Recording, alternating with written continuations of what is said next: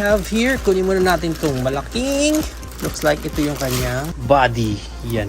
So para din pala tayong archaeologist dito, para tayong nagdi-dig up at magbubuo ng dinosaur.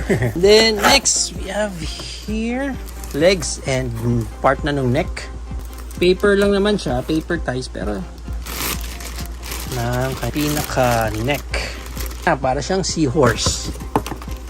Next, we have here another set ulit na kanyang legs.